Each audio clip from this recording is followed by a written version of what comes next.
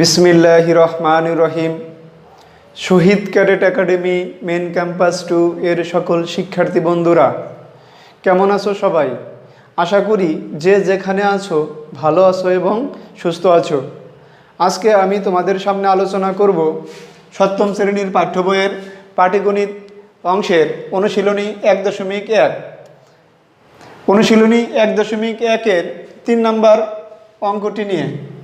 প্রিয় শিক্ষার্থী বন্ধুরা লক্ষ্য করো, 3 নম্বর অঙ্কে বলা আছে নিচের সংখ্যাগুলোকে কোন ক্ষুদ্রতম সংখ্যা দ্বারা গুণ করলে গুণফল পূর্ণবর্গ সংখ্যা হবে। 3-এর ক এখানে দেওয়া আছে 147, অর্থাৎ 147কে কোন ক্ষুদ্রতম সংখ্যা দ্বারা গুণ করলে ওই গুণফল পূর্ণবর্গ সংখ্যা হবে। তাহলে শিক্ষার্থী বন্ধুরা আমরা প্রথমে 147-এর মৌলিক গুণনীয়কগুলা বের করব। আমরা 147-এর মৌলিক গুণনীয়ক যদি বের করি তাহলে প্রথমে 147কে আমরা কত দিয়ে ভাগ করতে পারি? দেখো কত দিয়ে যায়, 2 দিয়ে যায় না, কিন্তু 3 দ্বারা ভাগ করা যায়। তাহলে 3 দ্বারা যদি দেই, 3 দ্বারা যদি ভাগ করি তাহলে হয় কত? 3 4 12, এখানে থাকে 2 আর 7, 27, 3 নং 27, 49। আবার এটাকে 7 দিয়ে ভাগ করা যায়, 7 7 49। তাহলে আমরা মৌলিক গুণনীয়ক পেলাম কত? 3 7 7। তাহলে আমরা লিখব 147 সমান সমান 3 গুণ 7 গুণ 7। প্রিয় শিক্ষার্থী বন্ধুরা, বোঝার সুবিধার্থে আমরা মৌলিক গুণনীয়কগুলোকে জোড়া জোড়ায় ভাগ করব। এখন 3-এর আর কিছু নাই, তাহলে 3 একাই থাকবে। আর এখানে 7 আছে 2 বার, তাহলে 7 দুটাকে জোড়ায় ভাগ করব, 7 গুণ 7। আমরা এখানে 7কে জোড়া জোড়া ভাগ করলাম। তাহলে 7কে যদি জোড়া জোড়ায় ভাগ করি, এখন এখানে লক্ষ্য করো 3 জোড়াবিহীন, এখানে 3 জোড়াবিহীন।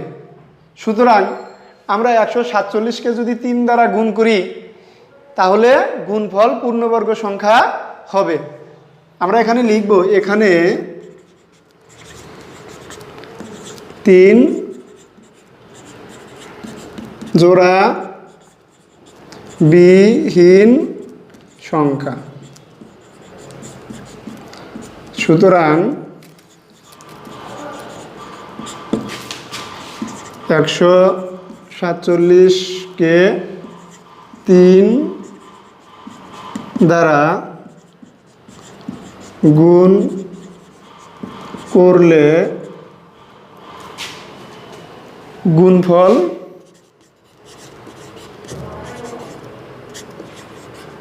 পূর্ণবর্গ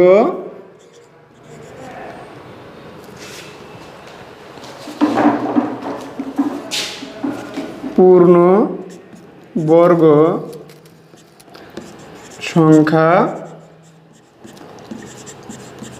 হবে।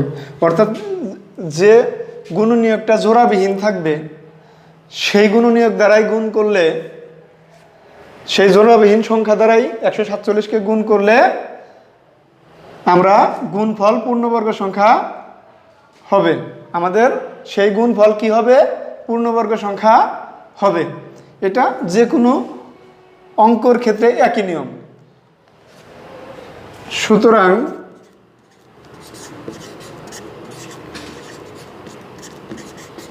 নির্ণয়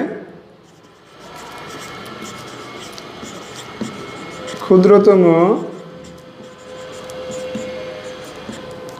সংখ্যাটি 3। অর্থাৎ যে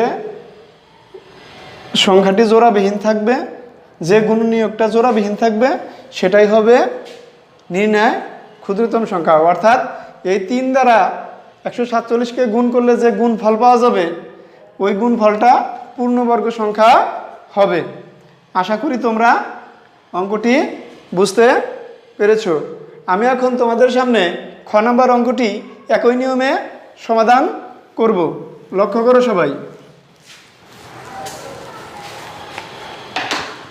খ নাম্বার 3-এর খ। এখানে দেওয়া আছে 384। এটার আগে মৌলিক গুণনীয়ক বের করি। আমরা 384-কে 2 দিয়ে ভাগ করলে কত হয় খেয়াল করো সবাই। 2 দিয়ে 384-কে 2 দিয়ে ভাগ করলে হয় 192। 192-কে 2 দিয়ে ভাগ করলে আমরা কত পাই খেয়াল করো 96 পাই। আমরা কত পাই 96। এটাকে যদি 2 দিয়ে ভাগ করি আমরা পাই 48। আমরা পাই 48। এটাকে যদি 2 দিয়ে ভাগ করি পাই 24। 24-কে 2 দিয়ে ভাগ করলে পাই 12। 12-কে 2 দিয়ে ভাগ করলে পাই 6। 6-কে 2 দিয়ে ভাগ করলে পাই 3। তাহলে আমরা মৌলিক গুণনীয়ক পেয়ে গেলাম।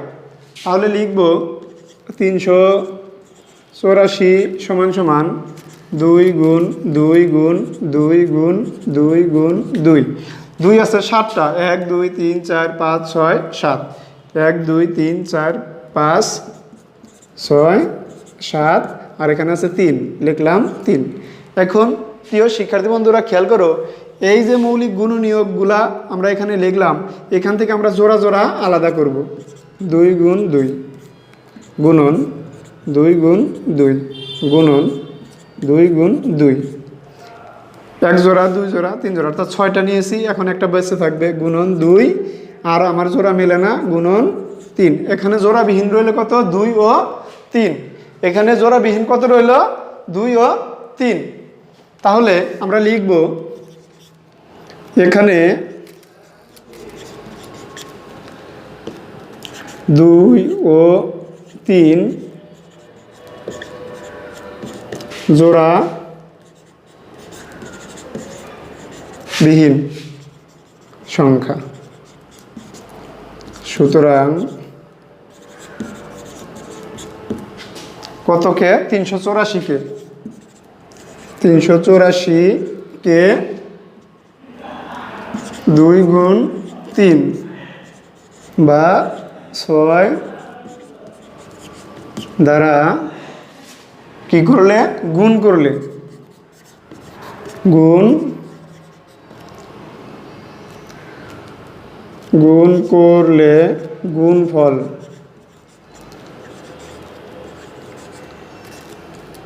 পূর্ণবর্গ হবে। পূর্ণবর্গ সংখ্যা হবে। এখানে জোড়াবিহীন হচ্ছে 2 ও 3, তাহলে 2টাকে গুণ করলে হয় 6। অর্থাৎ 6 দ্বারা যদি আমরা 384-কে গুণ করি তাহলে যে গুণফল পাওয়া যাবে সেই গুণফল পূর্ণবর্গ সংখ্যা হবে। তাই আমরা এখানে লিখেছি এখানে 2 ও 3 জোড়াবিহীন সংখ্যা। সুতরাং 384-কে 3 গুণ 2 গুণ 3 2 গুণ 3 বা 6 দ্বারা গুণ করলে গুণফল পূর্ণবর্গ সংখ্যা হবে। গুণফল কি হবে গুণফল পূর্ণবর্গ সংখ্যা হবে। তাহলে নির্ণয় ক্ষুদ্রতম সংখ্যা আমরা কত পেলাম 6। নির্ণয় ক্ষুদ্রতম সংখ্যা কত পেলাম 6। সুতরাং নির্ণয় পূর্ণবর্গ সংখ্যা 6। আশা করি তোমরা অঙ্কটি বুঝতে পেরেছ। আমি একই নিয়মে গ নম্বর অঙ্কটি সমাধান করব। খেয়াল করো শিক্ষার্থী বন্ধুরা,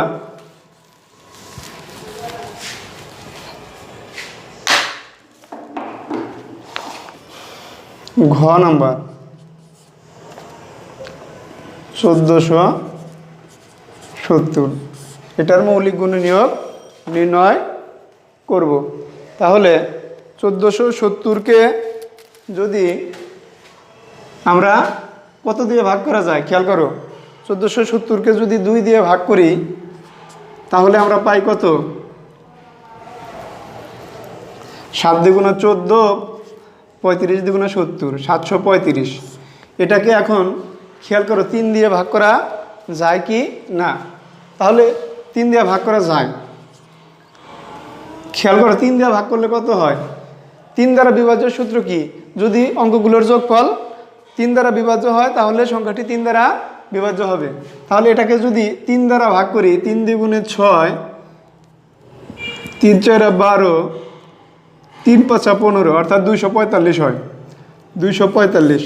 এখন 245কে কত দিয়ে ভাগ করা যায়?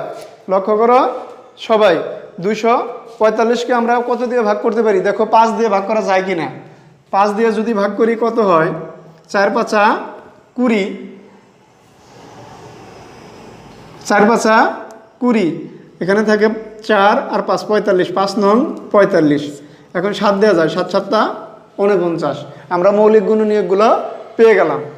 এখন লিখব 1470 সমান সমান 2 গুণ 3 গুণ 5 গুণ 7 গুণ 7 সমান সমান, খেয়াল করো এখন আমরা এটার মধ্যে থেকে জোড়া জোড়া ভাগ করব। 2 গুণ 3, এখন 2ও নাই, 3ও আর নাই, তাহলে 2 2 লিখলাম, 3 3 লিখলাম, 5 5ই লিখলাম। তার কারণ 5 আর দ্বিতীয়বার নাই, কিন্তু 7 2বার আছে, তাহলে 7কে জোড়া আলাদা করি। 7কে আমরা জোড়া ভাগ করলাম। এখন তোমরা লক্ষ্য করো এর আগের অঙ্কগুলাতে অবশ্যই খেয়াল করেছো যে যে সংখ্যাগুলা জোড়াবিহীন থাকে, অর্থাৎ যে মৌলিক গুণনীয়কগুলা জোড়াবিহীন থাকে, ওই গুণনীয়কগুলোর গুণফল হয় নির্ণয় ক্ষুদ্রতম সংখ্যা। তাহলে এখানে জোড়াবিহীন আছে কি? 2 3 5 আর 7 আছে জোড়া, তাহলে এখান থেকে তো আর যাবে না। জোড়াবিহীন এই 3টা আছে, এই 3টাই হবে নির্ণয়, এই 3টার গুণফলে হবে নির্ণয় ক্ষুদ্রতম সংখ্যা। তাহলে আমরা লিখব এখানে 2 3 ও 5 জোড়াবিহীন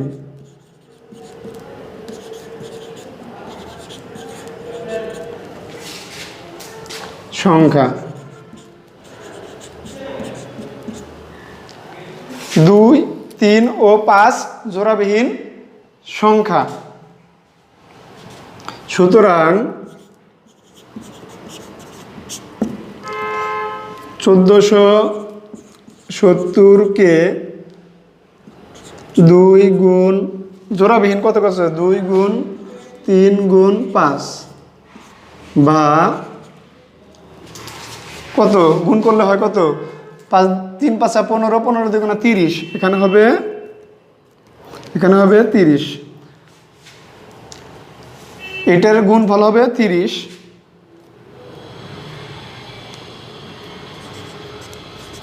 দ্বারা গুণ করলে গুণফল পূর্ণবর্গ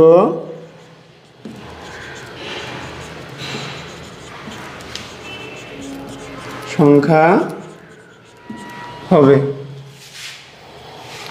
অর্থাৎ যে সংখ্যাগুলা জোড়াবিহীন আছে, অর্থাৎ যে মৌলিক গুণনীয়কগুলো জোড়াবিহীন আছে, ওই মৌলিক গুণনীয়কের গুণফল দ্বারা 1470কে গুণ করলে গুণফল পূর্ণবর্গ সংখ্যা হবে।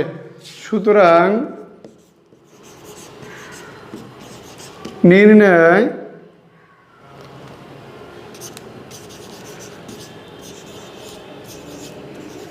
ক্ষুদ্রতম সংখ্যা কত? 30। প্রিয় শিক্ষার্থী বন্ধুরা, আশা করি তোমরা অঙ্কটি সুন্দরভাবে বুঝতে পেরেছ। আমি এখন একই নিয়মে তারপরের অঙ্কটি সমাধান করব। লক্ষ্য করো সবাই।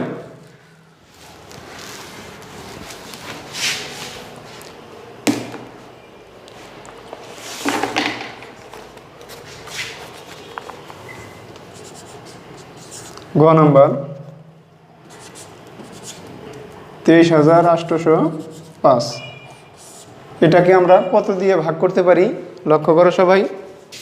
আমরা প্রথমে 3 দিয়ে ভাগ করব। কত দিয়ে? প্রথমে 3 দিয়ে ভাগ করব। 3 দিয়ে ভাগ করলে আমরা কত পাই? খেয়াল করো, 3 দিয়ে ভাগ করলে আমরা পাচ্ছি 7,975। কত? 7,000। 3 7 21, 21 এখানে থাকে হলো 2 28, 7,975 3 নং 27 থাকে 1, 7935। এবার খেয়াল করো কত দিয়ে ভাগ করা যায়। আবারও আমরা চেষ্টা করি, দেখি কত দিয়ে এটাকে ভাগ করা যায়। তাহলে আমরা এটাকে যদি আবারও 3 দিয়ে দেই, খেয়াল করো এটাকে 3 দিয়ে যদি ভাগ করি 7, 9, 3, 5, এটাকে যদি ভাগ করি 3 দিয়ে, 3 দ্বিগুণে 6 থাকে কত, বিয়োগ করলে 1, আনলাম 9 কাটা 19, 3 6 18, এখানে বিয়োগ করলে থাকে 1, আনলাম 3 কাটা 13, 3 4 12, থাকে কত 1, আনলাম 5 কাটা 3 5 15। তাহলে আমরা পাচ্ছি কি 3 দিয়ে ভাগ করলে কত পাচ্ছি, 2645। কত পাচ্ছি, 2645। এখন 2645কে 5 দিয়ে ভাগ করব আমরা। 2645কে যদি 5 দিয়ে ভাগ করি আমরা পাই কত, 529। 529। এখন এটাকে যদি 23 দিয়ে ভাগ করি আমরা পাচ্ছি 23। 23 আর 23 গুণ করলে হয় 529। তাহলে লিখব 23,805 সমান সমান 3 গুণ 3 গুণ 5 গুণ 23 গুণ 23। এখন এই মৌলিক গুণনীয়কগুলো থেকে আমরা জোড়া জোড়া ভাগ করব। তাহলে এখানে আছে এটা জোড়া আর এইটা জোড়া, মাঝখানে আছে 5 আলাদা। তাহলে লিখব 3 গুণ 3 গুণ 5 গুণ 23 গুণ 23। তাহলে এই জোড়া আর এই জোড়া বাদ, মাঝখানে খালি আছে কত, 5। যে সংখ্যাটি জোড়াবিহীন থাকে ওই সংখ্যা দ্বারাই প্রদত্ত সংখ্যাকে গুণ করলে যে গুণফল পাবো ওই গুণফলই হবে পূর্ণবর্গ সংখ্যা। এখানে লিখব, এখানে 5 জোড়া বিহীন সংখ্যা। সুতরাং কতকে, 23,805কে কত দ্বারা, এই যে জোড়াবিহীন যে সংখ্যা আছে কত আছে, 5, 5 দ্বারা গুণ করলে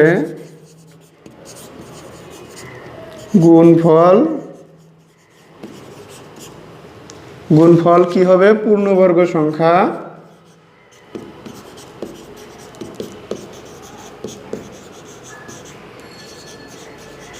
হবে। সুতরাং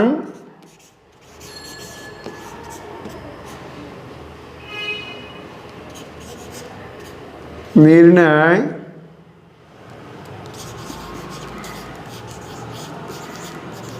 ক্ষুদ্রতম সংখ্যাটি 5। এই যেখানে 5 দ্বারা গুণ করলে গুণফল পূর্ণবর্গ সংখ্যা হবে, তাহলে 5ই হবে নির্ণয় ক্ষুদ্রতম সংখ্যা। 3 নম্বর অঙ্কটি সমাধান হয়ে গেল। আশা করি তোমরা অঙ্কগুলো সুন্দরভাবে বুঝতে পেরেছো।